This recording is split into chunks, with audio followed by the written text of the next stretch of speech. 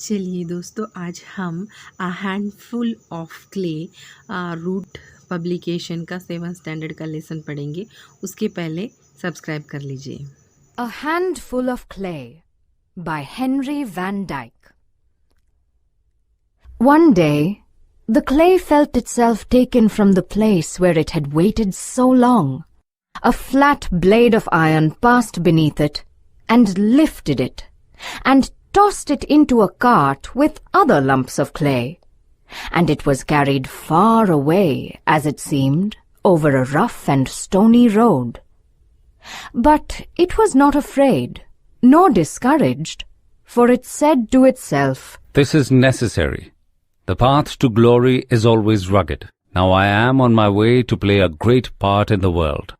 But the hard journey was nothing compared with the tribulation and distress that came after it.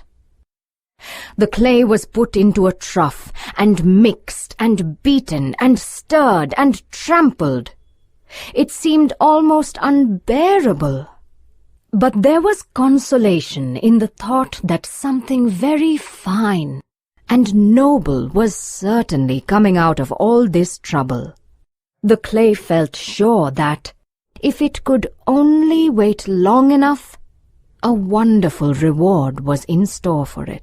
Then it was put upon a swiftly turning wheel and whirled around until it seemed as if it must fly into 1,000 pieces. A strange power pressed it and molded it as it revolved, and through all the dizziness and pain it felt that it was taking a new form. Then an unknown hand put it into an oven, and fires were kindled about it, fierce and penetrating, hotter than all the heats of summer that had ever brooded upon the bank of the river. But through all, the clay held itself together and endured its trials in the confidence of a great future. "Surely," It thought, "I'm intended for something very splendid. Since such pains are taken with me, perhaps I am fashioned for the ornament of a temple, or a precious vase for the table of a king." At last the baking was finished. The clay was taken from the furnace and set down upon the board, in the cool air, under the blue sky. The tribulation was past. The reward was at hand. Close beside the board there was a pool of water, not very deep, nor very clear, but calm enough to reflect, with impartial truth, every image that fell upon it. There, for the first time, as it was lifted from the board, the clay saw its new shape, the reward of all its patience and pain, the consummation of its hopes. A common flower pot, straight and stiff, red and ugly. And then it felt that it was not destined for a king's house, nor for a palace of art, because it was made without glory or beauty or honor.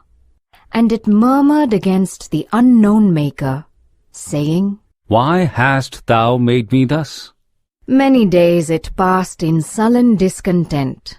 Then it was filled with earth, and something, it knew not what, but something rough and brown and dead-looking, was thrust into the middle of the earth and covered over.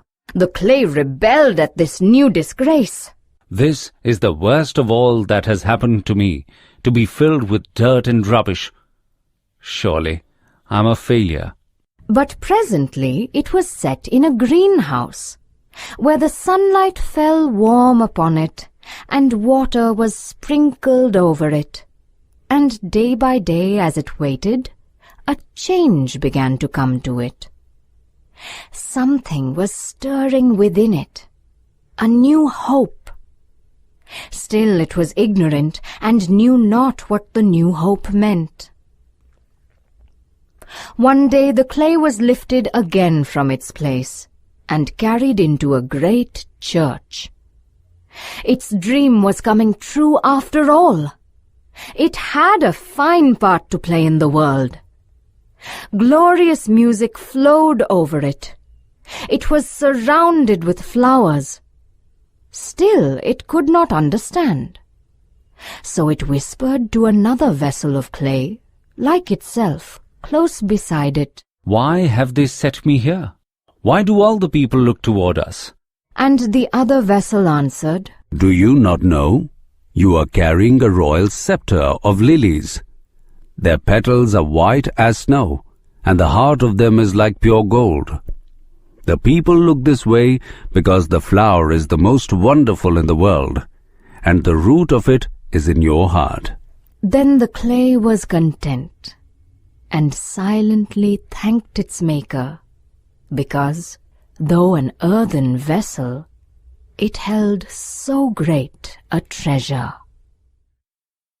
A handful of clay इस story को अब हिंदी में हम सुनेंगे।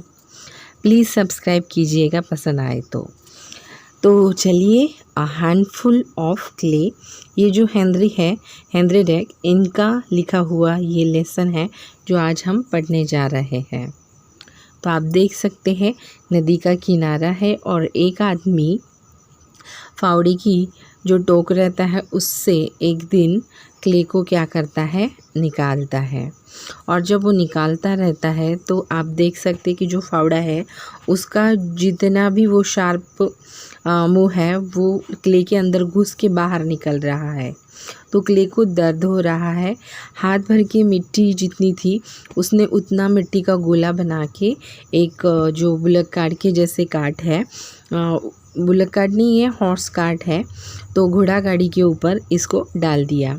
जब ये सब हो रहा था तो वो मिट्टी देख रही थी कि ये सब कुछ हो रहा है। क्ले का मतलब मिट्टी होती है, तो गीली सूखी का मिट्टी जो होता है ना उसका गोला बना के ये आदमी रास्ते से जा रहा था।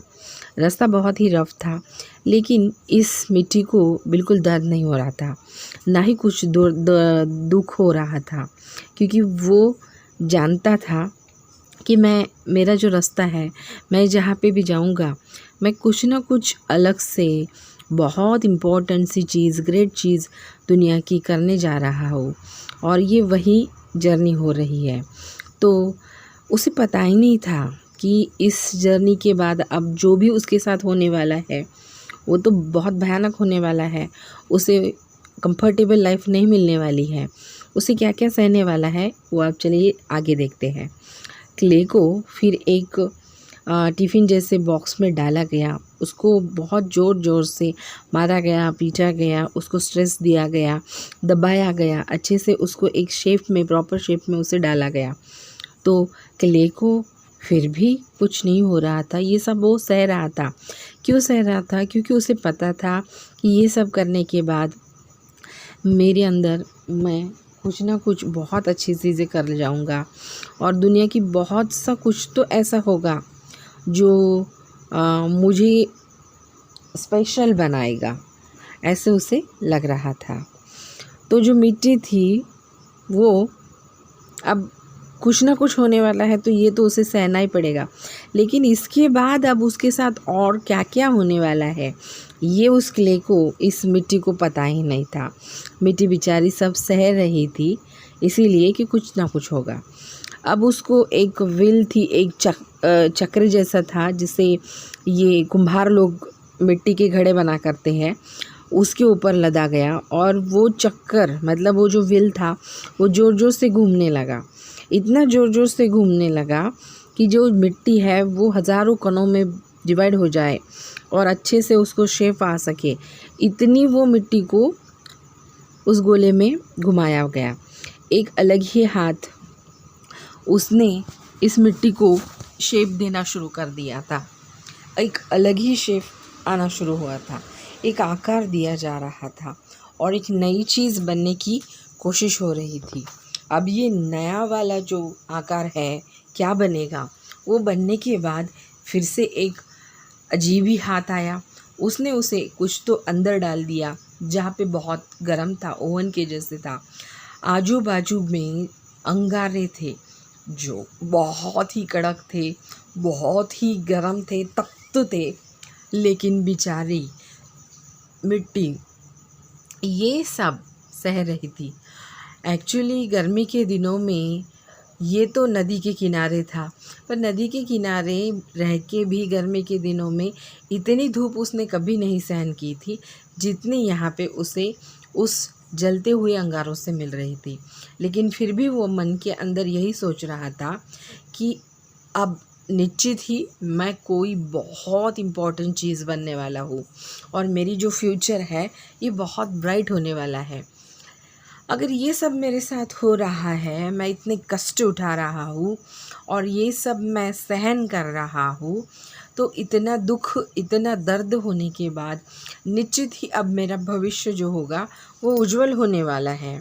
मुझे निश्चित ही किसी के किंग के या राजा के पैलेस में रखा जाएगा, नहीं तो किसी मंदिर में रखा जाएगा, किसी राजा के रूम की शोभा बढ़ाऊंगा, ऐसे उसने सोचा।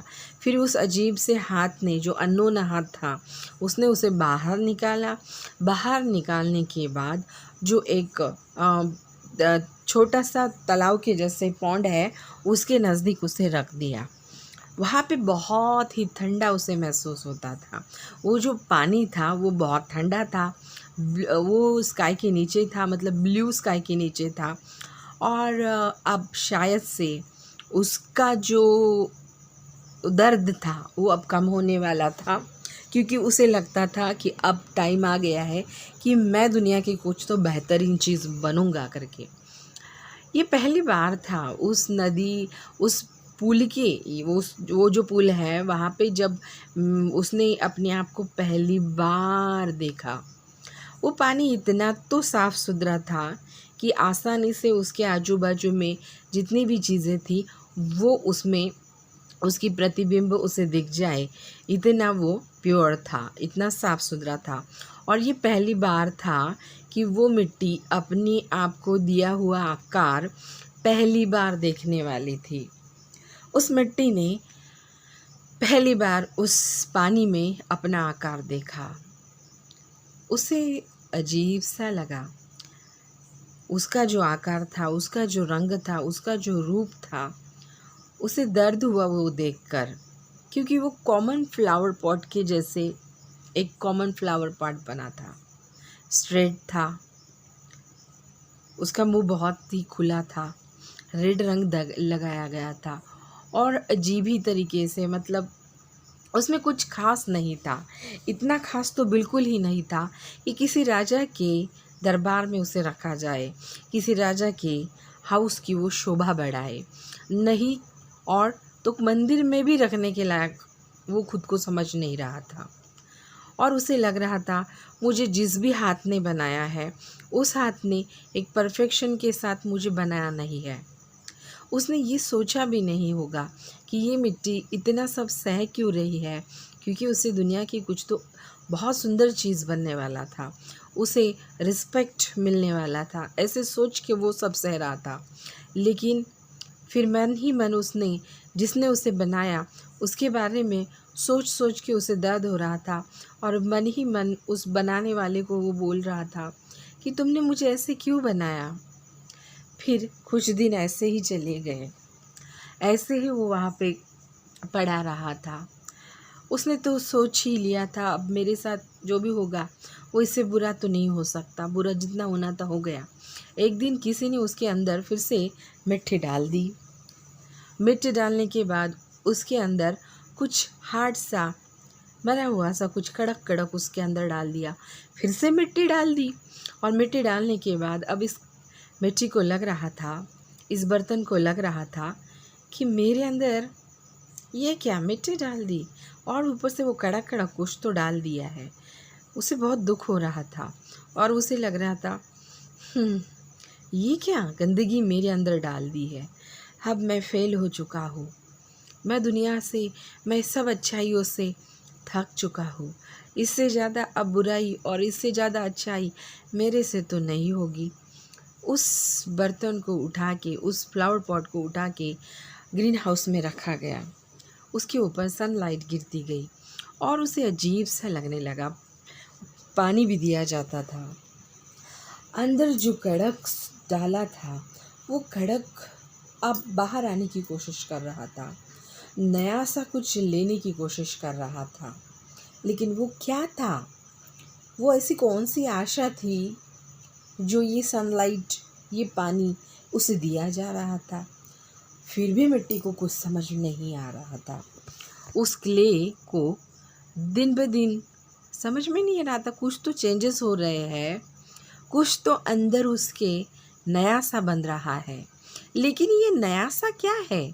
ये नया सी ऐसी कौन सी आशा है जो उसे जीने की उम्मीद दे रही थी, उसे हिम्मत बना के रखी थी? उसके ऊपर एक बहुत सुंदर सा फ्लावर भी आ चुके थे और उसे जल्दी ही एक दिन दूसरी प्लेस में शिफ्ट किया गया और वो थी चर्च। चर्च में उसे रखा गया। चर्च में दुनिया की सबसे खूबसूरत आवाज़ें, खूबसूरत चीज़ें वहाँ पे रखी गई थी। चर्च में दूसरे पेड़ पौधों के बीच में उसे रखा गया था। सारे लोग उसकी तरफ और देख रहे थे। बहुत सुंदर म्यूज़िक जो डिवोशनल होती है, पवित्रता होती है, उसे ऐसे महसूस हो रहा था। बहुत सारे फ्लावर थे तो उसके मन में तभी भी शंका आ रही थी कि भाई मुझे ऐसे कौन से प्लेस पे रखा गया है। फिर भी वो समझ नहीं पाया। फिर उसके पास में जो फ्लावर पॉट रखा था वो उसे पूछता है, भाई हमें ये सब लोग घूर घूर के क्यों देख रहे हैं? ये ऐसी कौन सी प्लेस है और तुम मुझे हेल्प कर सकते हो क्या ये सब बताने में? बेचारा क्ले बहुत ही मायूस हो गया था। दूसरे फ्लावर पॉट ने बताया कि भाई हम चर्च में हैं, और तुम्हारे ऊपर तो लिली नामक जो फूल है वो खिला हुआ है। उसकी जो फूल है, उसकी जो पंखुड़ी है वो बर्फ़ के जैसे वाइट है और उसका हार्ट जो है गोल्ड के जैसे, वो तुम्हारे शरीर में से गया है। और ये बहुत ही अजीब नहीं, ये बहुत सुंदर फीलिंग है। ये दुनिया का सबसे अच्छा चीज़ है और तुम्हारे अंदर जो रूट गई है इस पेड़ की, उसी कारण लोग तुम्हें और हमें देख रहे हैं। उस दिन पहली बार मिट्टी को बहुत अच्छा लगा। वो चुपचाप हो गया था और पहली बार उसे जिसने भी बनाया था उसने उसको आभार प्रकट किए थे और लगा था कि एंडिंग में मेरे अंदर एक तिजोरी के जैसे कुछ ना कुछ बहुत इम्पोर्टेंट सा चीज़ आ गई। अगर मेरा वीडियो आपको पसंद आ रहा है तो प्लीज़ लाइक कीजिए, शेयर कीजिए, कमेंट कीजिए और प्लीज़ सब्सक्राइब कीजिए। पूरा वीडियो देखने के लिए धन्यवाद।